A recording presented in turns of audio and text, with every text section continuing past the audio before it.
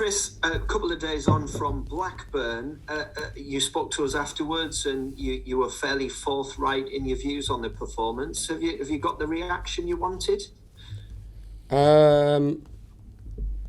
Forthright, honest is possibly a better word to use, and I think as football managers, you're asked all the time, obviously, about your opinions and your feelings regarding the game, and I think it was when we first come in to the building, and I think if people have known how I roll and work, is an honest opinion and seeing it as it is. Not trying to spin anybody, not trying to bluff anybody. And I was disappointed with the first half performance. I mean, we can always look back at the game, which I would, and in time I have looked back at it. And some days as a manager, you look back at it and go, oh dear me, that wasn't as good as I thought it was. And sometimes you look back at it and go, oh, it wasn't as bad as what I thought it was. But usually you don't get it wrong through experience, and nothing suggests to me when looking back, in my opinions, after the game have changed really. And people have got to get used to that. Players have got to get used to that. If they like it or not, I'm not really bothered. Supporters will have to get used to it as well. I'm not going to spin it, and I think that they will rather listen to that than a load of nonsense about how unlucky we were and what we should have done. And I've spoke to people afterwards, and they've said, I thought you were a better side second half. I thought you did enough to get something from the game, possibly win it. People have said, their best half was, and your best half, you did more in your best half than they did in their best half. But we're a losing football team, and I'm not in it for compliments. I'm in it to say what I see, whether it's to players, whether it's to you guys, or most importantly, whether it's to the supporters, because they deserve an honest opinion, and they'll get it all the time, and that's what it was. We were too passive first half. We were too slow with our play. We didn't mix the game up enough. We didn't run forward enough. We didn't play forward enough. We didn't risk enough. We lost too many first and second balls. We didn't jump on enough second balls. We didn't anticipate enough of the ball. We did that second half, and you know what happens if you do that? You dominate the game, and we did. But I don't want to just dominate a second half. I want to dominate a game. In that, I totally understand that they will have parts of the game and periods of the game. But after I said what I said, we didn't do enough. The players recognise that, and they have an opportunity to. We'll have an opportunity to put it right on Saturday. Is it a bit of a reality check for everyone? Because I know it's been really exciting. The fans have been really getting behind what you've been doing since you came in. The form's been excellent, all of that kind of thing. Is it just a bit of a check on where you are? Well, I mean, listen, I think we're getting the maximum out of the players, which is my job to do that. I do believe what I want it to really look like, which is a common saying that I've put out there since I walked through the building. I think it's going to take sort of, a couple or three windows to get that in. I'm working with players. Yeah, there's still things that I'd love to change, but you can't do that overnight. We're trying to change it through this window, which we have done, and I think we'll see the benefits of that this season with the changes that we've made. Still trying to get up to speed. A couple of the players understand that, but once they get up to speed, we're going to have a better group, and hopefully, even in the next 2 or 3 days, we'll try and do some business. This player's gone out, which is not a personal decision. It's a benefit of the football club. We're getting the maximum out of it. I can't stop expectation, and I don't want to stop enthusiasm. Let's be right about it. Would I rather have a full house on Boxing Day, away sellouts, 9,000 tickets getting sold in 24 hours? Would I rather have that, or would I rather have, 1,500 turning up at Blackburn, 2,500 turning up at Old Trafford, everybody going, well, we understand it's going to take time. This is not just about the long term, it's about the here and now as well. I'd like to think that, the majority of the supporters will understand that it will need a little bit of patience in time, and will accept a defeat or two in there because of the limited time I've had to put our fingerprints on recruitment. We can put our fingerprints on style. We can put our fingerprints on structure, on attitude. Sometimes the longer term difficult situation is the moving on of players, the bringing in of players on a budget that's been supported by the chairman. I really appreciate that the help that Steve has given me in terms of doing that. But I keep saying to you, it's not a boom or bust. It's not an open checkbook. It's not it's not like a situation half an hour up the road where they can do what they want to do and just for overpay, overpay on contracts, overpay to get players in, because they have that. Some teams at that particular time have got that ability. We haven't got that ability. We need to be prudent. We need to be smart. And it's that point of view from those sort of situations. It's going to take a little bit of time, but that defeat hurt on Monday as much as it hurt everybody. And do you know what? I'm really glad it does, because it's been good. And it's been good. I said to the players, it's been good. It's been really good. We've enjoyed it. The crowds have followed us and got right behind us. There's a buzz about it. But from me personally, I'm glad it hurt as much as it did. So it sort of reinforced sort of where I'm at as well in my career personally, as much as and the drive and desire that myself and the coaching staff will put into this job. Here for the medium and longer term, but we want to win games, and I think it was a missed opportunity the other night, because I believe we should have definitely got some out of the game. But most importantly is the first half performance for me was not what I'm after, not what I want it to look like. On the theme of the transfer window and bringing people in and moving people on, the clock's ticking towards Monday night. You've already done quite a bit of business already, but you touched upon it just briefly earlier on. You want to do some more before, in terms of incomings? Yeah, I mean, there's a couple of positions that I think we're really light on.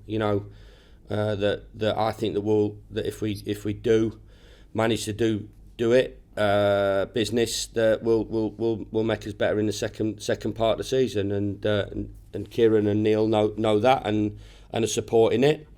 But we have to bring the right ones in. We can't just bring in players for the sake of bringing players in. Everybody does say it's a difficult window, and I do get that, and especially with the situation with COVID now, and people not really wanting to let anybody go out and keep people in the building. It's a little bit different here, because there's certain players that won't play a part that I've told that can go and hopefully will see and look at footballing decisions, and making sure that they look after their football as well. But it is an important window as well, because I do think that it does give you an opportunity of improving your group, and it's my first window at the football club, and there's certain ideas that I want to implement in terms of the way we play, which I see. I see when we win, I see when we don't win, that I think, well, if we could do this, then I'm sure that that'll impact on performances and obviously help us in terms of getting results. On the outgoing theme, Uche Ikpeazu has been linked with Cardiff. Is there anything in that? Yeah, there's been interest from Cardiff. There's been interest from a few Championship clubs. So for the best for the boy to go and play football, 100%. He's not involved with us. I've made it perfectly clear. So that decision now rests with the boy and his agent in terms of that decision. Onto the football, Coventry tomorrow, and a home game to look forward to, isn't it? You're just outside the playoffs, Coventry just below you. It's one to relish. Yeah, it is. They're a really bright side. I know Mark Robbins really well. He's done some fabulous things at Coventry City. It seems a club very close to him. He's obviously been there a few years, and they hold him in very high regard, and rightly so, for the work that he's done. He's got a bright, energetic, athletic, mobile young team, and very dangerous opposition. And as we've said, even results midweek, you look at it from, keep saying it, possibly from Fulham. For me, I've said it all along, and I do believe another couple of clubs really should be closer to them than they are. But Fulham, for me, will win it by 10 or 15 points, and I think you understand why. And then I think that there's obviously some teams in better positions to push for that second one, and then I think there's a whole group of teams right down to sort of 13 and 14th that some possibly can get into the playoffs, some probably will get into the playoffs, and Coventry in that mix, and we're in that mix, and we have to sort of brush ourselves down and go again, and hopefully start another run together, which has been really good. It's not going to derail us on Monday, and I don't like a defeat to sort of reset. I'd rather have got a result, and we still would have said the same things, or even if we'd have got a win, I would have still have said the same things. But it's another opportunity for us to reset and go again, but it's another really tough fixture in what will be a tough second part of the season. It would be human nature, just human nature, to be excited about next Friday if you were a Boro player, probably. Are the words Manchester United banned for now around the place? Well, I've certainly not said it. I've said there's some big games coming up. I think they're learning about me as well. I'm still learning about them, the personalities and characters, and who will come on the ride with us, the journey with us. And some will some will naturally fall away. Some have already won't be coming on the journey. Some, in time, will show characteristics that will not be required. And some, if they do consistently, their work is good. From a mentality point of view, from a technical point of view, will stay on. I'm not gonna take a wrecking ball to it all. There's some talented boys here, but they're learning about me, and they I'm sure they saw maybe a little bit of a different side to me on Monday, which I'm not afraid to show. And they understand the demands that I will be putting on them as much as the demands I put on myself and my staff. And they understand more than anybody that the next game is the biggest game of the season. And if training is not good, then I will be recognising that, because I watch training. We watch training over. We study training. We talk about training sessions. It's huge for me. And obviously performances in games. Is huge for me. So they're understanding that it is hammer down time. It's hammer down all the time, in terms of their attitude and how they approach. It isn't always going to be their best performances, but there has to be a level of consistency. I didn't enjoy Monday because I thought it was a 5 out of 10 first half and a 7.5, 8 out of 10 second half, and I don't like the yo-yo aspects of that. I'm not that in terms of my attitude and consistency towards the game. So I think they understand if they are looking forward to it and really want to be part of that journey and part of the big games that we're going to play and part of the Man United games, then they've got to produce performances in the lead up to Coventry, and they've got to take that opportunity against Coventry. Not everybody can take that opportunity, and there might be one or two changes for that game, because I think you look at it and you go, midweek game Wednesday, afterwards Saturday, I think there's another midweek game after that, so it's going to be really hectic schedule going forward, and at times I might change it tactically, or people might need a breather, but I want everybody absolutely knocking the doors down being desperate to play in every game, and they can only do that by doing what I've talked about in training on match days. Thanks, Chris. All the best. Cheers, Paul. Thank you. Dawn, please. Hey, Dawn. Hi, Chris. How you doing? Yeah, good. Thank you. Good. You're talking about Man United. Do you think some players inevitably will not be able to put that out of their mind, and perhaps it's been part of their psychology over the last week? No, it doesn't. It doesn't wash for me at all. No, it was a tone that was set, and the game had nothing to do with Manchester United. Nothing to do at all. I think it's quite an easy one to say without looming on the horizon. They would be incredibly naive footballers, and I don't think they are if they thought that they could coast through the game and try and protect themselves for the Man United game. Incredibly naive and stupid. Fair enough. I saw Riley McGree scored his first goal for Australia. Yeah, great. So that's good news for him and for you, really. Yeah, brilliant. You know, it's the pros. Obviously, he's involved in a big game there for his country, and as I've said before, no issue about players going away. Hopefully, he come back healthy. The disappointing one is obviously it's not on an international break. It's sort of the part of the world in terms of their federation and the games that they play, which unfortunately has sort of impacted on us, because I've loved Riley to have been part of the Blackburn game and the Coventry game, but it's a one-off, I think, because of the pandemic and the rearrangement of games. So delighted for him, passionate Aussie boy, and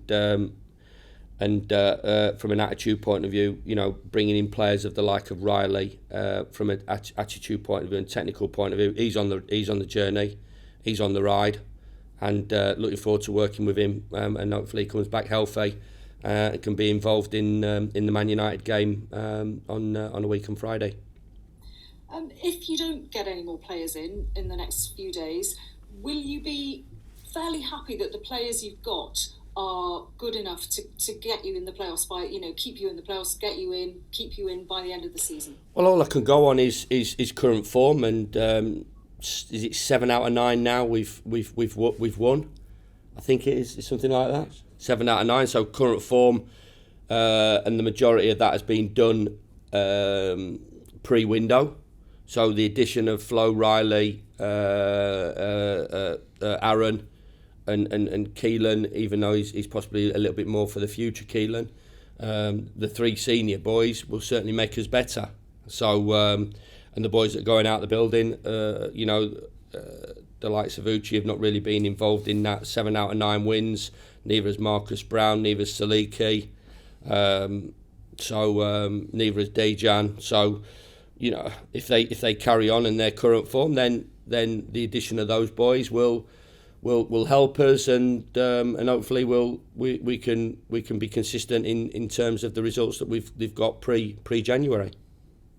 So are you kind of expecting to be there by, you know, end of May, June, whenever it finishes this year? Are you expecting to be you know, fighting for promotion? We'll fight for every game. Whether that's good enough, I don't know. There's a lot of things to throw into the mix: injuries, suspensions, loss of form, players, you know, falling off the edge of a cliff in terms of performances. You know, how they cope with the demands that are put on them. You know, it really is a wait and see time. But there's no reason why.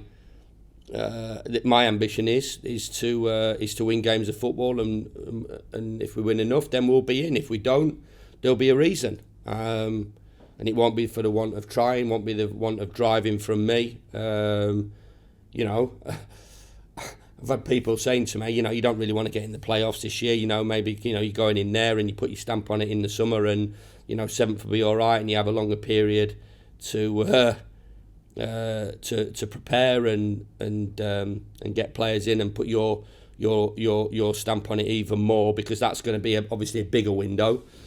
The window that we're in now, we've made 1 permanent signing, 2 permanents if you talk about Keelan as well, but one major permanent in terms of Riley coming in. So the boys that we've brought in, Flo, short term obviously, and Aaron short term.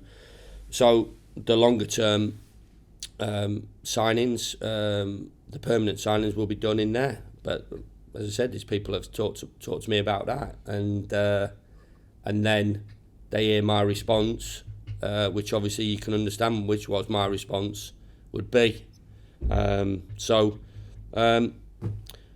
We go well, we give ourselves a fighting chance. The players have shown over the last sort of 9 or 10 games that they can win games of football at the top of the league. You know, we've beat Bournemouth, we've gone away at Stoke and should have won. We've beat Forest, who are on a great run, and the proof is being the pudding. If we win enough games, then they will be in the mix. If we don't, then we won't. And basically, I suppose, obviously, from the performance point of view, that's critical, but also the mental resilience thing is so important these days, isn't it? Oh yeah, to be a footballer, I think it's quite easy for people to flippantly talk about people's careers.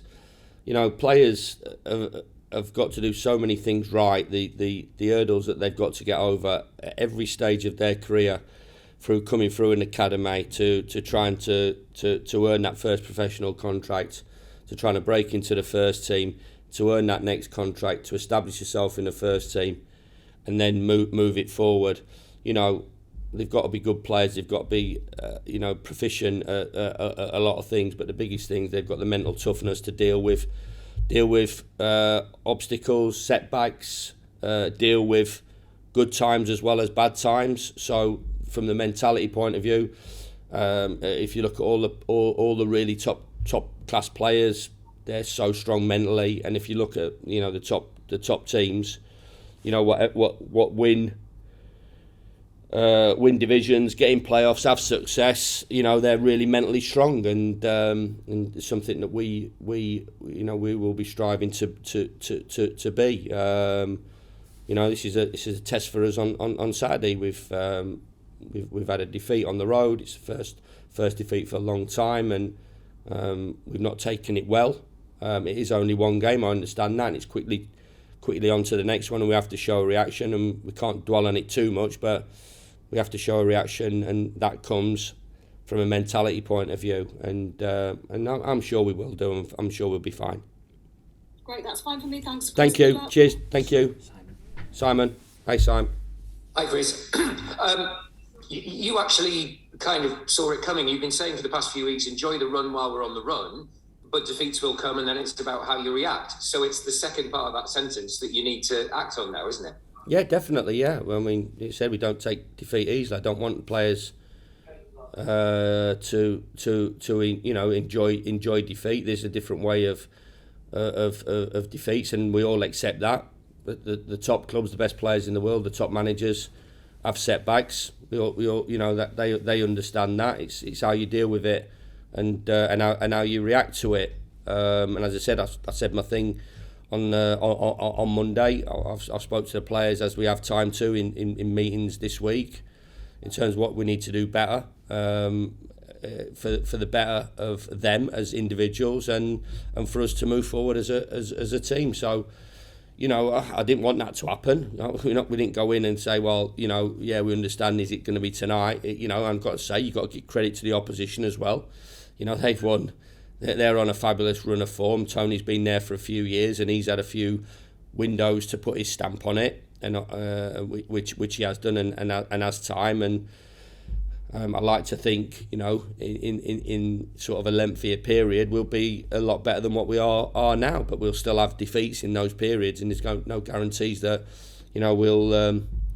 we'll be romping away with things. So that's the nature of division, and you have to quickly get over it. But it doesn't mean that you don't study it and you don't reflect on it, and you don't try and affect it moving forward, short term and long term, really. I don't really want that to happen. Listen, we're going to get beat, between now and the end of the season.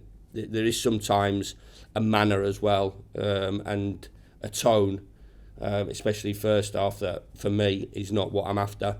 And I think the message has been loud and clear, which it has to be to players. They have to understand it, and it has to be clear, concise and precise. And I believe it was. And if they take on board, then I'm sure we're all right. And if not, then consequences happen in terms of a longer term sort of view of them as players that keep saying are going to be with us for the future. The only other point I've got really is you mentioned the nature of the division there. That's what I was going to speak about. So you look at Coventry, you're 2 points behind you with a game in hand. You go down a bit further, your old club Sheffield United, a few further points back with 2 games in hand. I suppose, as usual, it's just a complete traffic jam, and there's at least a dozen, if not more, teams who'll still be thinking that the top 6 is their target, isn't it? Yeah, and if we win, we can go above them, and if we win 2 on the bounce, and we got a game in hand on them, and if we win 19 on the bounce, we get promoted. Same every year, isn't it? Same every year. Good luck. Cheers. Craig. Morning, Chris. Morning. Chris, we spoke to Joe Lumley yesterday, and he spoke about, how in the immediate aftermath around Rockcliffe, the recording atmosphere stopped. was, The recording quite, has stopped.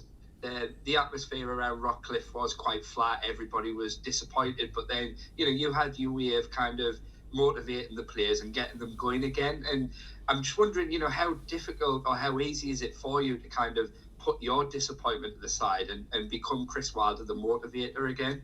Yeah, I've done it for 20 years and I've had success with it. So if I was crap at it, I wouldn't be in this job.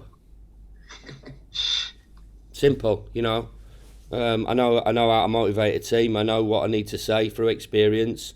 I still believe in this group, but I'm not going to come out and say, "Oh, brilliant boys, really unlucky, fabulous Crooksy, that unlucky Crooksy, head it down a yard and we get a result." And really unlucky with those tackles that we missed first half and that the first and second balls and why we didn't play for. Don't worry about it. Just crack on. We'll be all right. We'll be fine. Or let's be better than what we were, and let's affect what we can affect, and let's not produce that a flat. Did you ask him how flat it was first half? We were talking about the reaction in training and how it was. Well, there wouldn't need to be a reaction if it wasn't a flat performance. So, the players have got to take responsibility, because I think if you speak to any player, my motivational skills are there to be seen, and what we're doing now is getting the tune out of a group of players, and what we've done previously from a motivation point of view from stuff. So you get into the position that you get offered a job at a really good championship club. So, I've got belief in myself and know how to deal with things, but you can't get away from the first half performance. And like I said, maybe I think some of you guys were surprised in my reaction, but I get that, I understand that.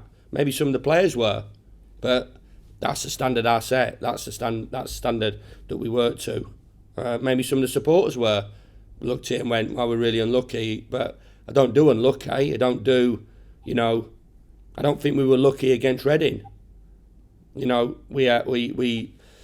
went through a period of the game where we weren't as good, but we should have been 2-0 up at half time, and we kept going to the end, and they cracked. We found a bit of quality, and we found two great goals. It wasn't lucky, and the other night wasn't unlucky. It was, the result was determined by, the performance was determined by us. Sometimes the result is not determined by us, because things can happen, as we all know, being in the game long enough. A goalkeeper can produce an incredible performance.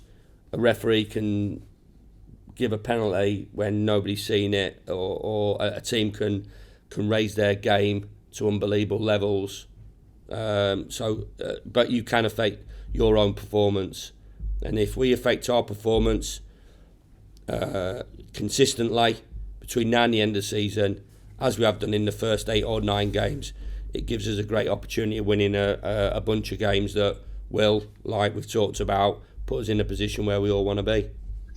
Yeah, and is that something you're going to be kind of looking for going forward as well? You mentioned after Blackburn that a game like that, you shouldn't really have to, talk to the players, motivate the players. It should just be in there. And I guess when you talk about this journey going forward, is that something you're going to be looking for from your players? It just wasn't. I think there's a difference between tone and motivation. I think they were motivated, but they just approached the game in a sort of a laid back sort of manner. I think they were motivated. I'm not testing or questioning their desire to win a game of football. I was questioning the tone, and which I said, I've got to take a responsibility for that, because I believe we were in a different place to where what we produced. So which I did afterwards straight away, I did to the players. I took responsibility for that because I thought the players maybe had a different mindset. They didn't not try. They didn't not win. They didn't not want to run. They didn't not want to win. They just played the game in a fashion, first half, that allowed the opposition to dominate. They didn't in the second half, in my opinion. What do you think? They didn't? No? Yeah, completely, yeah. Second half, we were, like I said, I thought we were better in the second half than they were better in the first half. And I think their best in the first half and our best in the second half, our best in the second half was better than their best in the first half, if that makes sense. Yeah. And we had more clear-cut opportunities. We had more possession, we had more, from my point of view. Other people might think, but the bottom line is that they won the game. So we might not have won the game. We didn't win the game against Preston. We got done by two poor decisions, and in both boxes we weren't good enough. The game was okay against Preston, that we lost, but the both boxes we made two ridiculous decisions, and we missed 3 or 4 really good chances to take it from 1 to 2 to 2 to 3. But there's a different feel when I came in after the Preston game than when I came in after the Blackburn game. And like I said, I take responsibility for that because maybe they were looking for me to set the tone. Maybe I thought that they should be understanding how I work, and maybe they didn't. So maybe a few cross wires, so we got that out of the way. And now I won't make that mistake. And if players want to play in a manner of, we'll play at our tempo, we'll play slow, we'll just roll it out the back, we'll not play forward balls, we'll not risk, we'll not run forward, we'll just trying to play a nice, aesthetically looking, lovely football game, then the Championship's going to swallow us up, and what happened on Monday will happen again, and I don't want that to happen again. No, completely, yeah. Injury-wise, fitness-wise, coming out of that, Chris, how's the squad looking? Yeah, we're okay. We're fine. So we've got decisions to make as well. Everybody's wants to be involved, and they have to be ready to be involved. If I do make changes tactically, if I do make changes off the back of what happened on Monday night. If I just go again, because they've been good. There's all different ways of looking about it. Obviously, 1:45 on Saturday will be quite interesting for you guys. If I do keep the same, I do flip it up. But there's still a lot of things to look at. Looking at from our point of view, what gives us the best opportunity of producing another good performance. I said can't get away from the fact that everything's been really good. But like I said to you, I'm just gonna be open and honest about my thoughts on what happened on Monday. Over the last 2 days, we've moved forward. We're iterating and talking a lot about the good things that we've done and the things that we can affect to sort of get back to where we've been good at and what we've done in terms of beating some really good performances. We took apart Nottingham Forest 2 weeks ago. Took apart them, who were the form team in the division, have done great. We dominated that game. We beat Bournemouth, that was second. We went to Stoke, who were Michael O'Neill's had sort of 2 or 3 years at trying to turn that around. Who are in good form, a big powerful club in the division, went there and put a really positive performance on. Went to a tough place against Blackpool and showed some different qualities. Played well against Reading first 45 minutes. Dipped away from it, which can happen a little bit. Was that a situation in terms of maybe the sort of the condition of the players and the illness that went through the players maybe a week or 10 days before, and we just came off it a little bit, but then found another gear, which was great, and got a win. Got a result with a third of the team at Mansfield that set up a fourth round FA Cup tie in front of 75,000 people, and in a lot of people's eyes should have took something away from a team that's gone really well, and as I said, who's been put together for 3 or 4 years under Tony and has got some really good players. So, I'm as I said, it's not a wrecking ball time. It's not going to derail us, and look forward to what we produce on Saturday. Yeah, just finally from me, Chris, we know you've named publicly the 3 players that you would like to see leave the club before the end of the window. Are there any other possible exits, players who could leave, or are you hoping to hold on to kind of players that might be attracting Premier League interest potentially? I'm sure we won't, unless I think we all understand, clubs at our level and clubs even above. In the Premier League, that if somebody does, but they won't be nicking anybody out of here cheaply. I want to keep the assets. I think one of the things now I look and go, assets. We've got some really good assets that I believe in the second part of the season, if we win games of football and play in the manner that we have done, will increase. So that's comfortable for the football club. That people are looking at our players as well, which I've got no issue about, but. There's some good assets in the building. They won't be allowed to go cheaply. I want to build as well. I want to move players on, and those players won't be part of what's happening at Middlesbrough Football Club going forward. That's part and parcel of the game, and we want to build, and we want to bring better players into the club. I believe in the terms of Balogun and Connolly and McGree. These players give us balance and give us better options at the top of the pitch. Riley gives us some real quality in the positions that he plays. Keelan, as I said, is a young player.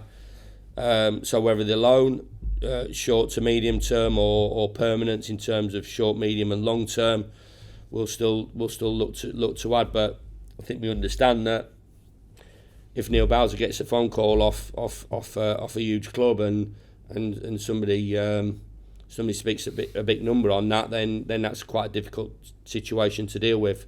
So hopefully they don't, and we can carry on the second part of the season when the window's shut. Brilliant, thanks very much. Cheers, Craig. Thank you. Scott, you okay? Fine, mate. Yeah, thank you, Chris.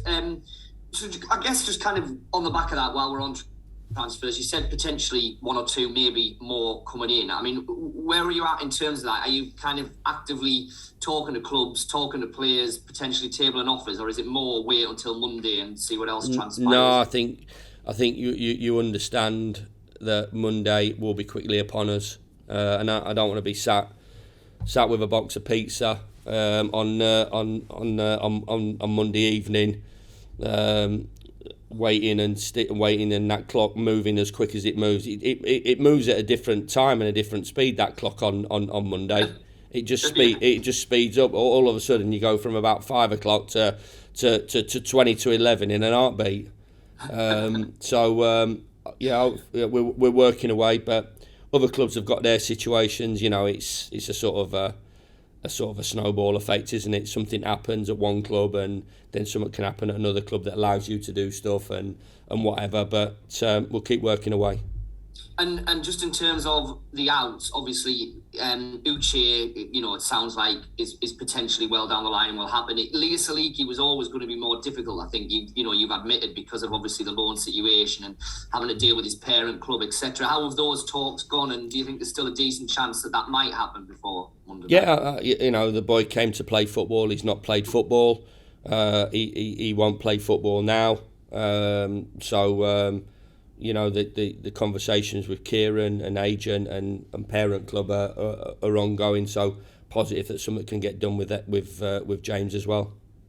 And then just lastly for me, I was just going to ask a question on Andras Boro, because I think a lot of what he's done this season has been very, very good. But if in terms of his actual goal return, it's probably not where he wanted, and maybe not where the club wanted. I mean, do you see him as someone that can score lots of goals in the way that you like to play, or is he not that kind of striker? Is he more of a striker that links play, that brings other? I guess what I'm saying is, can he be a 15, 20 goal a season striker in the Championship, or is that not how you see him? Well, obviously, Andy wasn't a signing for me, but I recognise he's got a lot of attributes and qualities. Do I believe he can score goals technically? Yeah, I do. I think that if you want to be successful in this division, you've got to have somebody who scores 20 goals and another one that scores. I think you've got to hit 75 goals to get promotion. Obviously, a lower number. This is from the start of the season. If I was going off scratch, can we score 75 goals? Can we score goals from different areas? Can midfield players score? Can we score from set plays? But the main pressure and onus is obviously on your forwards and your subs to score goals. Subs is a big, substitutes is a game changers, as they are called now. They're not called subs in the new terminology that's overwhelming us. Eddie Jones, that is, you got to blame Eddie Jones. Eddie Jones.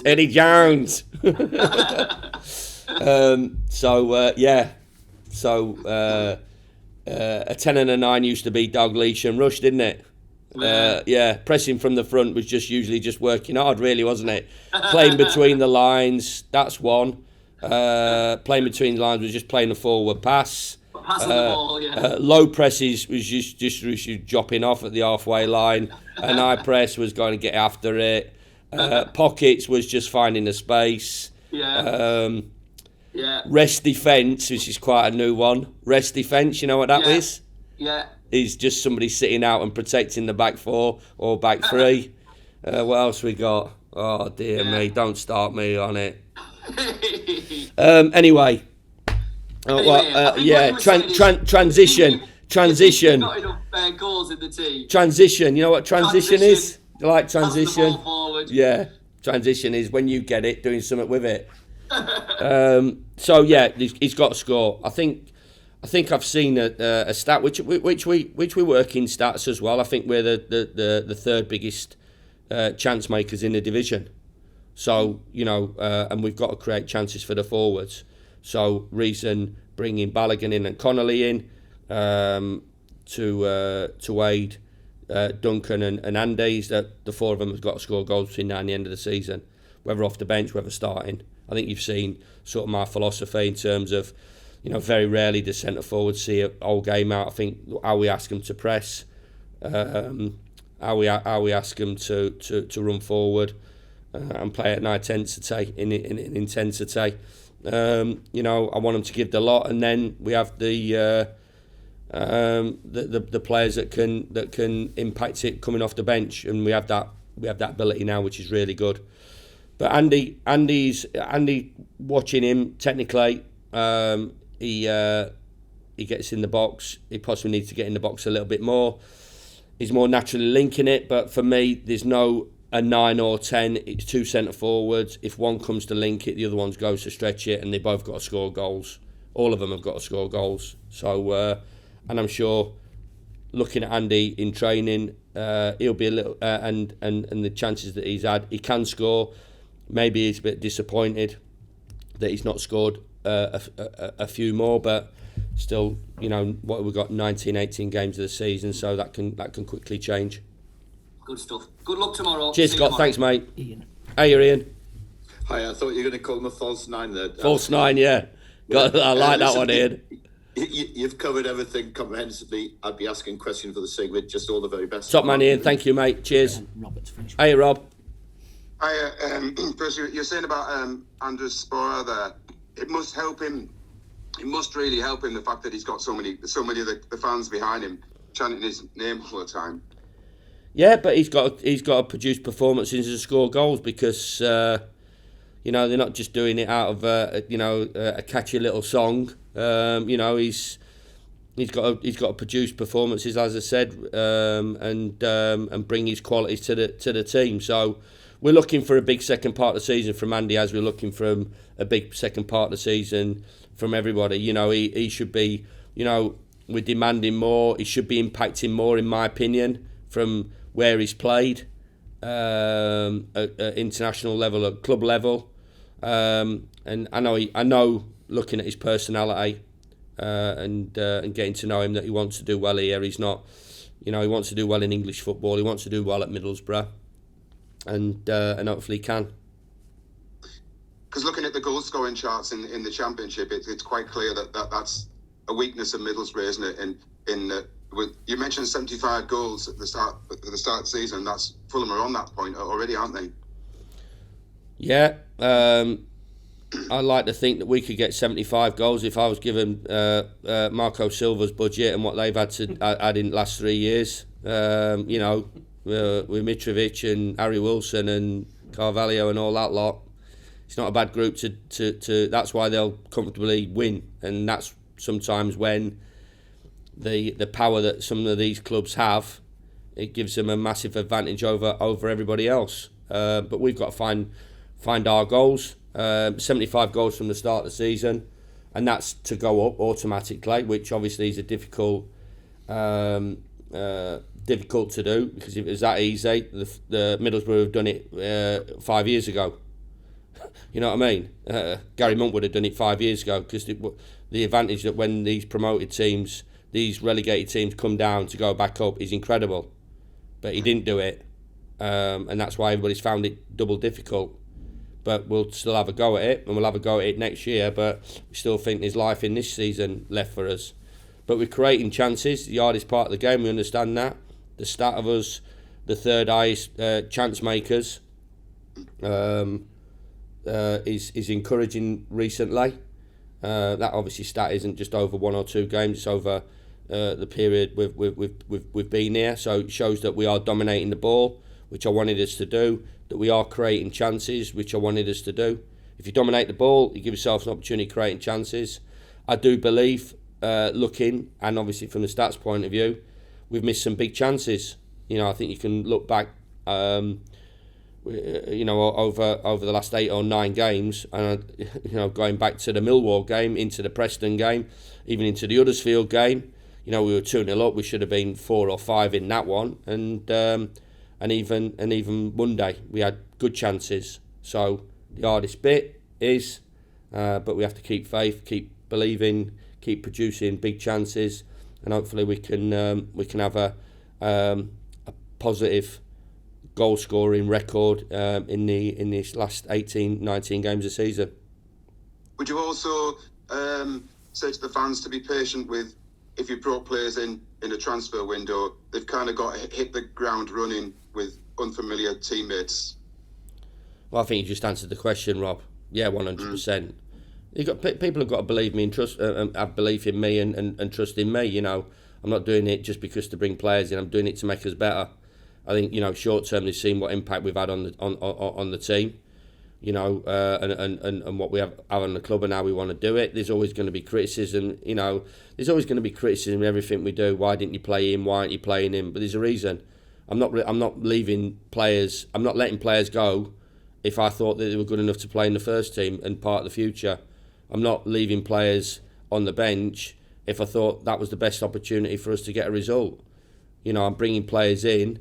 You know, and I understand where you're coming from, and you know, and it is, that's possibly the most difficult part of it, is that, you know, the likes of Aaron and Flo might take 1 or 2 games to 2 or 3 games to get ourselves up to speed, but that's the reason I'm bringing them in, and sometimes we have to be patient a little bit, but people are demanding, and some uneducated ones are impatient, really impatient. I'm impatient. You know, I want do I want the players that we brought in to unbelievably hit the ground running? Yeah, but there has to be a level of patience in this all. In a month's time, if we're not getting the results, then you can understand that there might be criticism and that sort of attitude that maybe a tiny fraction, I should imagine, the supporter. But listen, I think if I've had it. I mean, I've had it at a previous club where he was sat in an unbelievable position, and there's still that goes hand in hand with any football club, and that's just part and parcel of what it is, and why it makes it a fabulous game to be involved in, because it's the beauty of opinions and of everybody, and we have to respect it all. And finally, Coventry, another as you've said, tough opponents again. Are you wanting to see us seize the initiative again and dictate the flow of the game? Well, if we can carry on the way we left off in the second half at Middlesbrough, that'll be good, because we dictated and dominated a good side who sort of resorted to clearing it and counter-attacks really deep. We dictated and dominated the game, and I think we all know that we should have got something out of the game, Rob. The chances that we missed, the dominance that we had. I was looking to the right more second half than I was to the left. The disappointing thing is as I said, I was looking to the right more than I was left in the first half. So if we kick that way, hopefully I'm looking to the left. If we kick that way, I'm looking to the right, and then it changes round and we go to the left. I'm looking that way more than I'm looking that way.